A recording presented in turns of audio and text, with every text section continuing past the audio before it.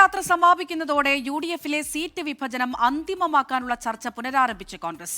10 സീറ്റിൽ മത്സരിക്കുന്ന കേരള കോൺഗ്രസിൽ നിന്ന് ഇടുക്കി, കുട്ടനാട് സീറ്റുകൾ ഏറ്റെടുക്കാനാണ് കോൺഗ്രസിലെ ധാരണ. അതിനിടെ അമ്പലപ്പുഴ സീറ്റിൽ അവകാശവാദം ഉന്നയിച്ച് KPCC vice president A Shukkur രംഗത്തെത്തി. സീറ്റ് വിഭജനം പൂർത്തിയാക്കുന്നതിനായി യുഡിഎഫിലെ ഘടകകക്ഷികളുമായി കോൺഗ്രസ് നേരത്തെ തന്നെ ചർച്ച തുടങ്ങിയിരുന്നു. അന്തിമ തീരുമാനമെടുക്കുന്നതിന് വേണ്ടിയാണ് ഇന്നു മുതൽ വീണ്ടും ചർച്ച പുനരാരംഭിച്ചിരിക്കുന്നത്. വൈകുന്നേരം കേരള കോൺഗ്രസുമായി നടക്കുന്ന ചർച്ചയിൽ ഇടുക്കി, കുട്ടനാട് സീറ്റുകൾ വേണമെന്ന് കോൺഗ്രസ് ആവശ്യപ്പെടും. കുട്ടനാട് സീറ്റുമായി ബന്ധപ്പെട്ടുള്ള ആക്ഷേപങ്ങളും ശ്രദ്ധയിൽപ്പെടുത്തും. കേരള കോൺഗ്രസിന് 8 സീറ്റ് നൽകാനാണ് കോൺഗ്രസിന്റെ താൽപര്യം. മുസ്ലിം ലീഗുമായി നേരത്തെ തന്നെ സീറ്റെണ്ണത്തിൽ ധാരണയായിട്ടുണ്ട്.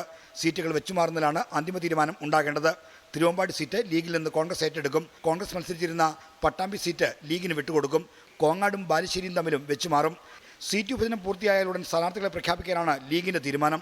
തങ്ങൾ വളരെ കൃത്യമായിട്ട് പറഞ്ഞിട്ടുണ്ട്, ജയസാധ്യതയുള്ള സ്ഥാനാർത്ഥികളായിരിക്കും മുസ്ലിം ലീഗ് പ്രഖ്യാപിക്കുക എന്നുള്ളത്. ആരൊക്കെയാണ് മത്സരിക്കാൻ പോകുന്നതെന്നപ്പോൾ ആർക്കും ഒരു വ്യക്തതയില്ല. അത് പ്രഖ്യാപിക്കുമ്പോൾ മാത്രമേ അറിയുള്ളൂ. ജയസാധ്യതയുള്ള സ്ഥാനാർത്ഥികളെ തെരഞ്ഞെടുപ്പ് ഗോതയിൽ ഉണ്ടാവും. ജയസാധ്യതക്കാണ് മുൻതൂക്കം.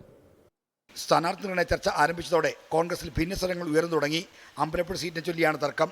അമ്പലപ്പുഴയിൽ എം ലിജുവിനെ സ്ഥാനാർത്ഥിയാക്കുന്നതിനെതിരെ രമേശ് ചെന്നിത്തലയോടൊപ്പം നിൽക്കുന്ന എ ഷുക്കൂറാണ് വിമർശനം ഉന്നയിച്ചത്. എനിക്ക് മത്സരിക്കണമെന്ന് ആഗ്രഹമൊക്കെ ഉണ്ട്, ഇല്ലാതില്ല. കാരണം ഞാൻ 2011 മത്സരിച്ചതിന് ശേഷം മത്സരിച്ചിട്ടില്ല.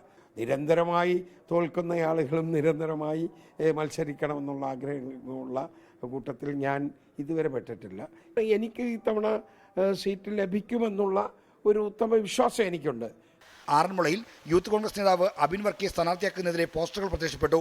കോൺഗ്രസ് പ്രവർത്തകരുടെ പേരിലാണ് പത്തനംതിട്ട ടൗണിലും പ്രസ് ക്ലബ് പരിസരത്തും പോസ്റ്ററുകൾ പ്രത്യക്ഷപ്പെട്ടത്.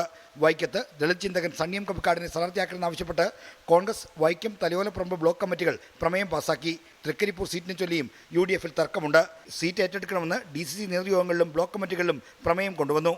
24 തിരുവനന്തപുരം.